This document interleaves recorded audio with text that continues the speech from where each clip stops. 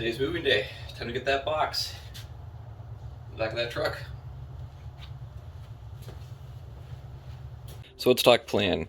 So we have these, before these made, they're individually marked. They're punched 3 punches. 4. This goes to 3. This one has 4 punches on it. Goes to place 4. There's 4 of those. And we're going to drill holes here on the uprights to anchor it in.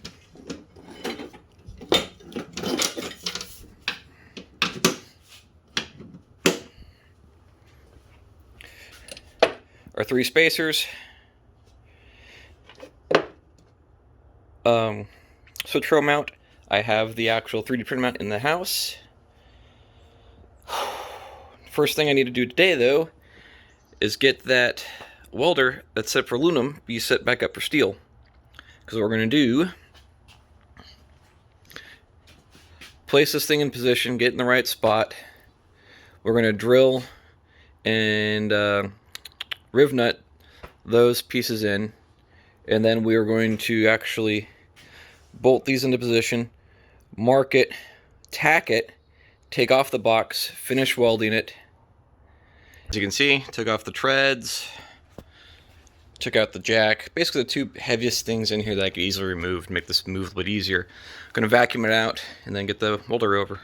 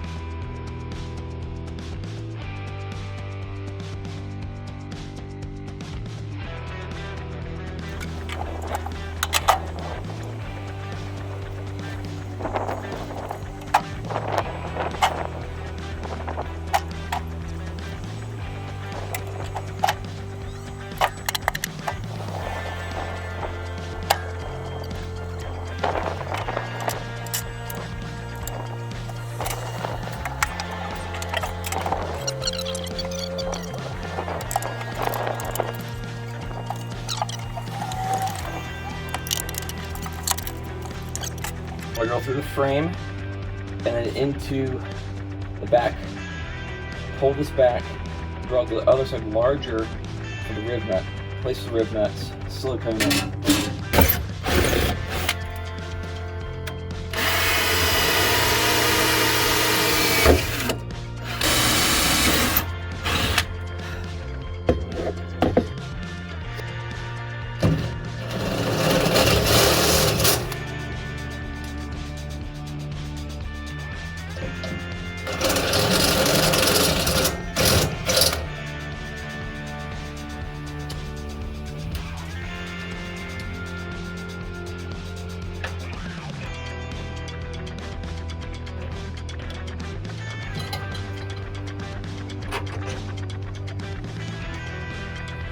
Ooh.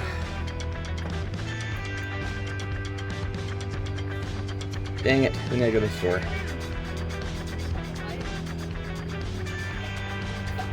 My 3-inch bolts aren't long enough. That's how far they stick out.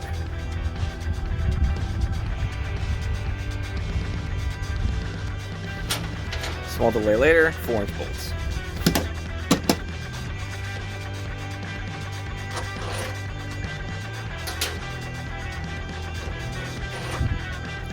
That will connect.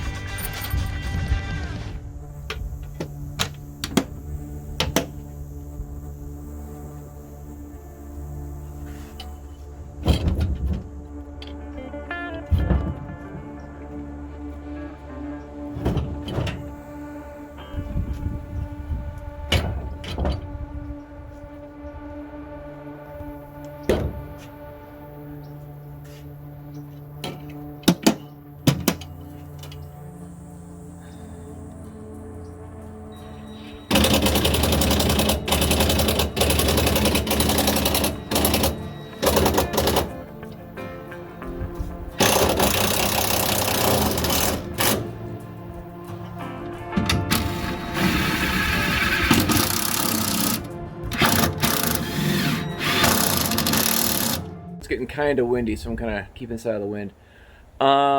It's all bolted in. We just put 3 bolts on the back. We talked about it. We're probably not going to put the bottom ones on. Just it's not moving. It's totally anchored in. The whole truck moves before it even begins to even think about moving. So I'm going to run my wires, get a couple of test fit ups, then bolt on the back. So now I've clamped my power red, orange, and the ground green wires. I'm going to wrap them and then clad them.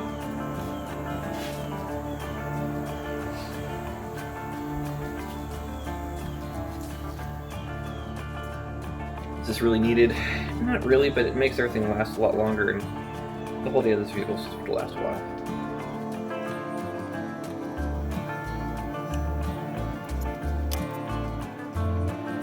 So what I do is I wrap it really tight at the beginning, and I slowly work it to a loose spiral. I just want to keep the wires together. It makes everything really easy to control. Then it runs like a single cable, twisted pair cable, not a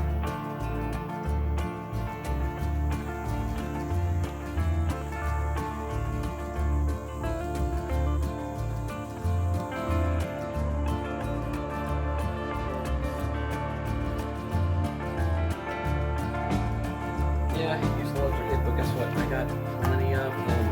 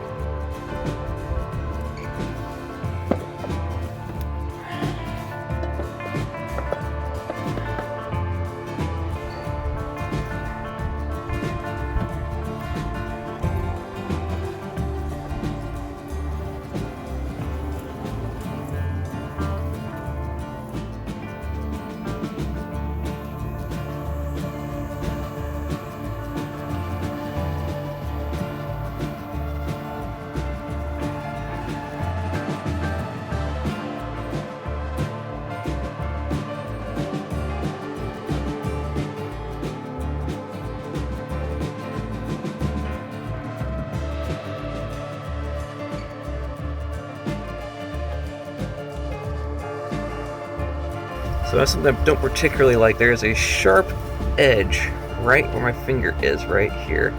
I don't like that. So what I'm going to do is I'm actually going to drill 2 holes in this felt liner and wire tie this to the back of it so it stays away from there.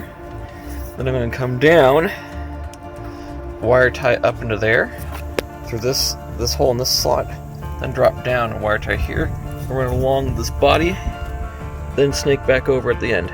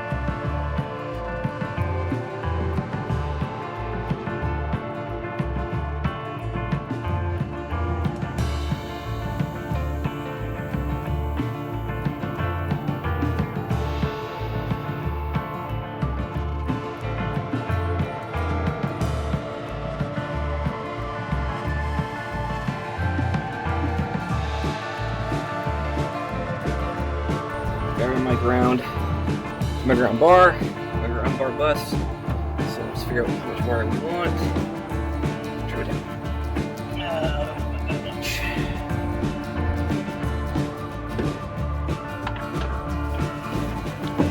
So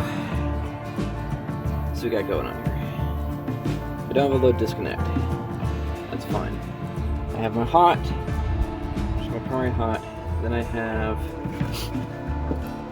ground, which that goes to the ground bar. Then I have the ground bar that goes through the battery and everything like that. DC input, and then ignition trigger.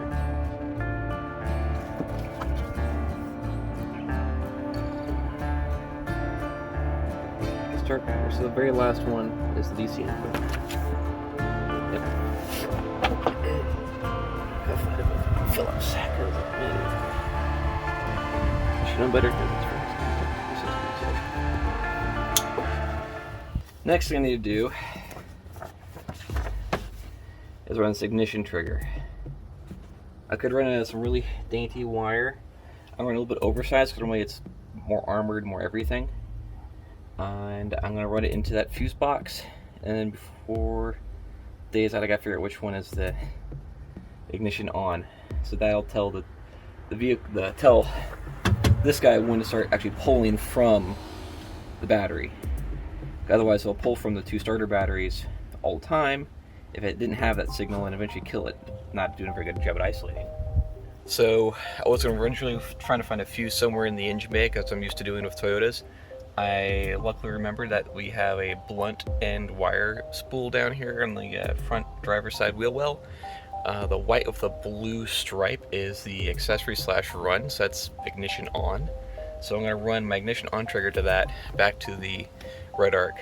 I'm not going to run it. I'm still not going to run it to the Switch Pro because I want that thing on all the time. Otherwise, it'll potentially turn off while I'm in the camper, and then I want the switches to always be on and running. Simple as that. Sorry for forgetting to record this, but the way the monitor works, it'll read the voltage of the battery but not pull from it if the car is off. When the car turns on, immediately pulling 13.6, and it'll say now 1 hour until full. Okay, that's actually pretty easy to read because that's oh, hold on, let me refocus. Come on, focus, there you go. So that's where it sits normally now. Its new home. Okay, so for simplicity's sake, I'm going to keep wiring stuff up at the back off. So I'm going to wire the Switch Pro mount the Switch Pro, run the first couple of lights in with the back off, then put the back on. So this is what I was talking about. Let's try to get the reflection away. That's what I was talking about. So see, it's showing 12.3 volts, but no pole. So it's working properly. So this right here, what you see, is the exact same one I have in my FJ. So I'm highly confident it'll work. This is the wild card. The FJ went to a flat plate on the dash. This should closely match the orientation. What I did is I took one of those feeler gauges that does all the little fingers to match profiles. Took a profile, then I ran it to a piece of graph paper, measured it out, then did a spline. So let's see if it fits. This is the first time I've ever done this, so let's see if it fits. It fits pretty damn good. A little bit off, but not horrible. I wanted it high. I think when I get 4 bolts and the thing pulled down, it will solve all those problems. So there we go. You can look under here and look up. There are a bunch of little tabs, little friction mounts. All I did is just cram this in, pop out, this pulls out, and now I have access to the back here. That's what I needed to get to. So I'm gonna drill 4 holes and drill my clearance hole. There's nothing. It's a perfect void back there. It's perfect for what I need to do.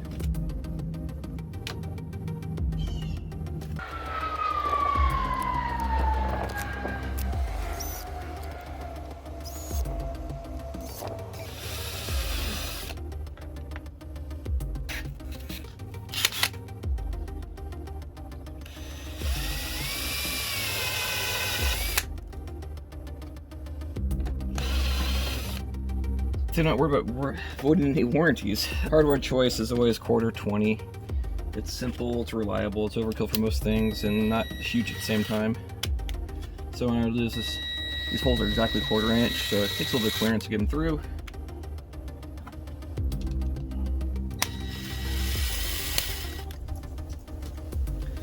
I made these 2 different pieces for Aiden printing. It's a flat plane that's printing to. Also, I don't want to mess with my original because I know the original works, so don't mess with what works, right?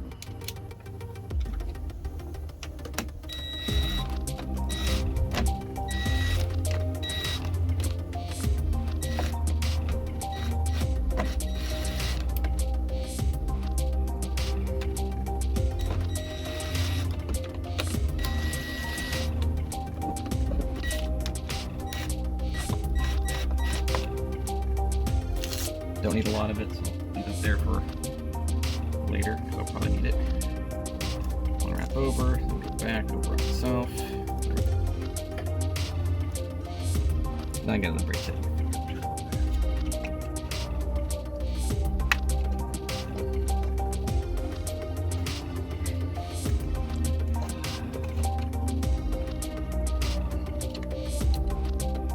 It's one of those frustrating things where I can see it on the back side. My body can't reach it. Ow, ow, ow.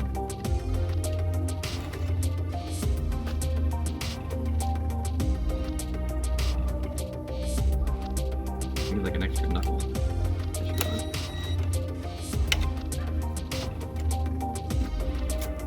Cross there, which of course I am.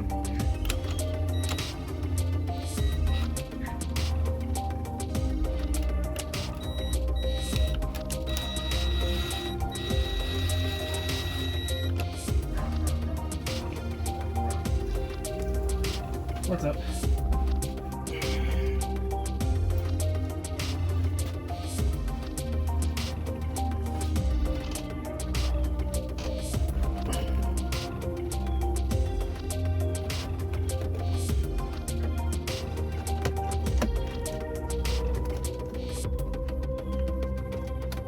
Oh, okay.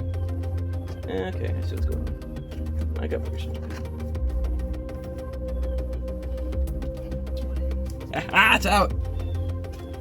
So now, super easy access. Push through. Comes in. Bing, ba, boom. Victory.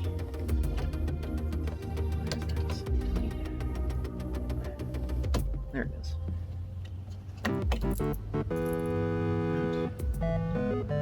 This guy. Snip it. I'll probably put a fuse panel here for all the wiring goes inside because this is really easy to take on and off. Well, take off. I don't know about to put it on yet. I'm trying to do it right now.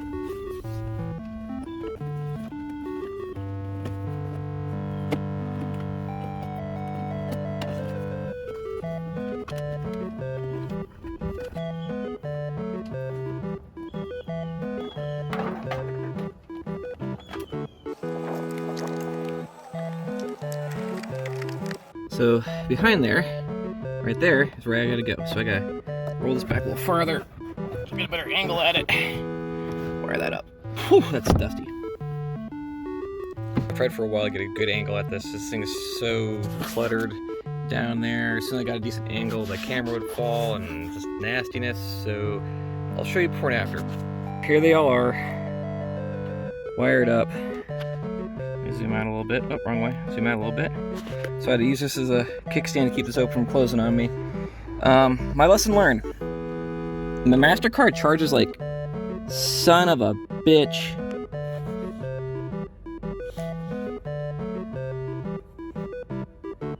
Got reduced C.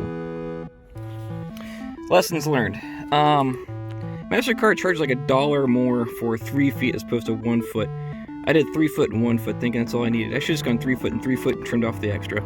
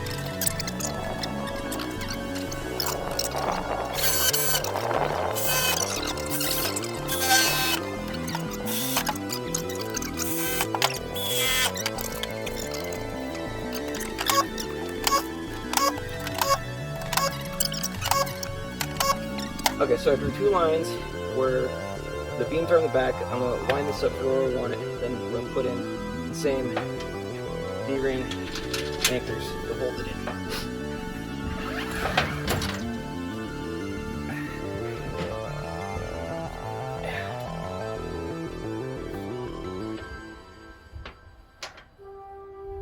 Why did I not keep the Sharpie with me?